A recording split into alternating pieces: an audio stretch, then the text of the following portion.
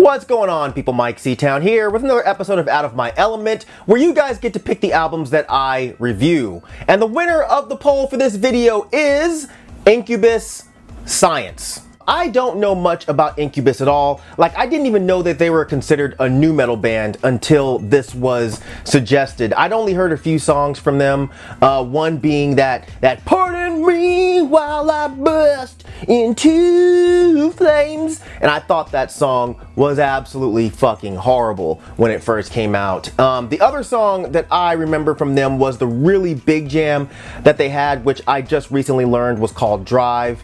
Whatever tomorrow brings, I'll be there. The super odd thing is I actually remember thinking that song was alright, man. It kind of reminded me of Into Another, which is one of my all-time favorite bands. But the Pardon Me song was so bad that it just canceled out the one that I actually liked.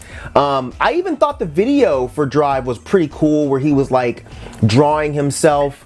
I thought he could have put a fucking shirt on, though. Yeah, he was like heroin chic, which was really cool back then. So I mean, I get it, but it's not like it was hot in that room, because like everybody else had on long sleeves and pants. So, but yeah, that song was really cool, and I'd actually hoped that this was the album that song was on, but sadly it's not. But Science starts off with the song Redefined, which was not bad at all at first. You know, the recording is really good. Everything sounds really clear. The drums sound crisp. The guitars sound heavy without being muddy. But the first problem is those fucking turntables. The worst part about them is they're really loud. But the music itself, it really wasn't bad for the first song. Especially the part later on where the guitars drop out and the drummer is getting busy. By the way, the drummer is really good. And the bassist is laying down some really nice lines. It's a cool part. It almost reminds me of Infectious Grooves, you know, which was a band that I liked quite a bit in high school.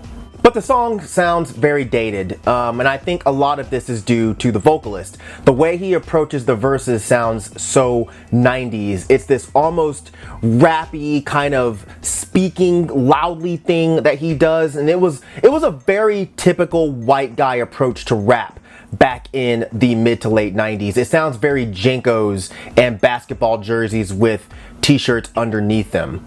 The next song, Vitamin, I thought sounded much better. I think the vocal approach was a lot more interesting. His singing voice is actually pretty good. And I think the way the song switches from the kind of harder rock sounds and the more funk sounds, it's really good. And again, the only thing ruining it are the damn turntables.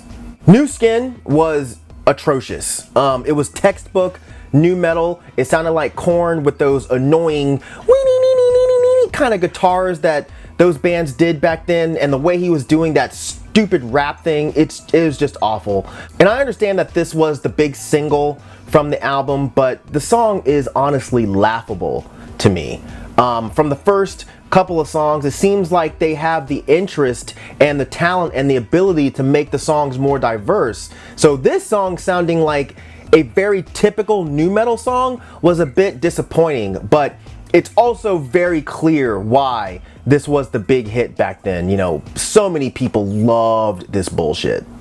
Glass was a very frustrating song because I really liked parts of it, but then there were certain parts that I thought were awful. So I liked the beginning of the song where the verses, where it's just his voice and the drums and the bass. The bass lines were really slick and the drums sounded good. And I really liked this line: "If I had a dime for every time you walked away, I could afford to not give a shit and buy a drink and drown the day."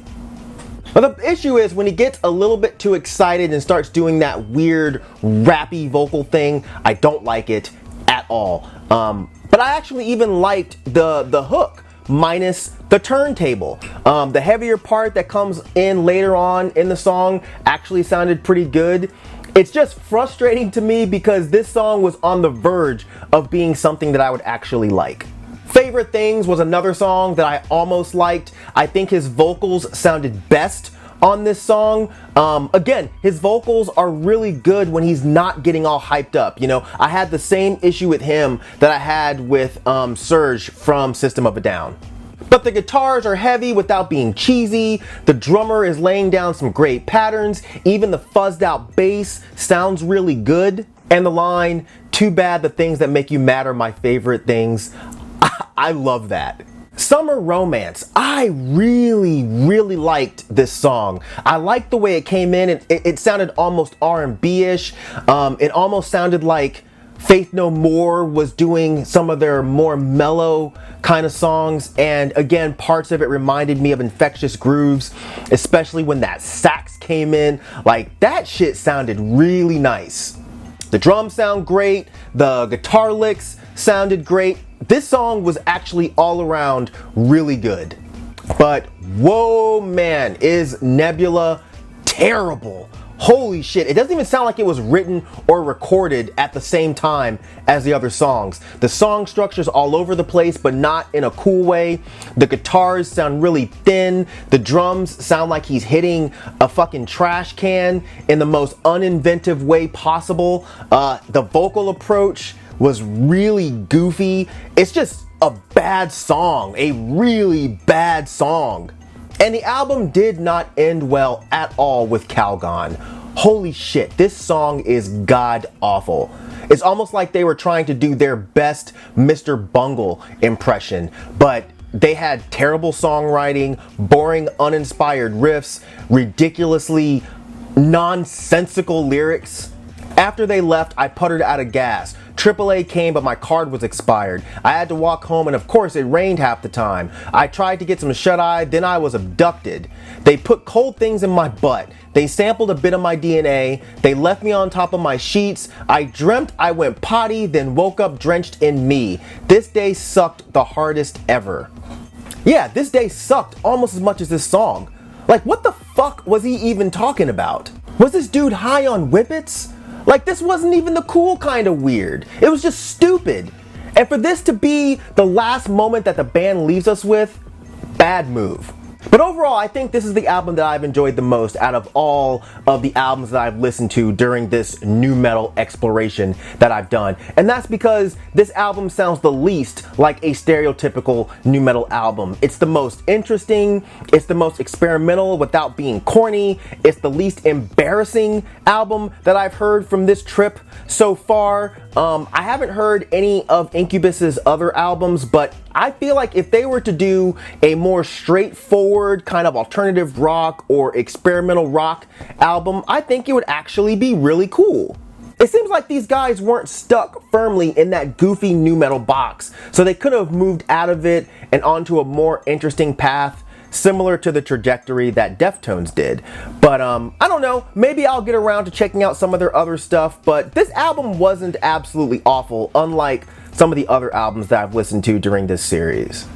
But yeah, that's gonna do it for this video. Hopefully you guys enjoyed it. If you want to be someone that can suggest albums for this series, you have to become one of my patrons. The link is down there in the description section. The new poll for the next video is also down there in the description section, so make sure you check that out. But as usual, thank you for living, thank you for loving, thank you for being you, and I'll see you guys next time. All right, peace out, boy.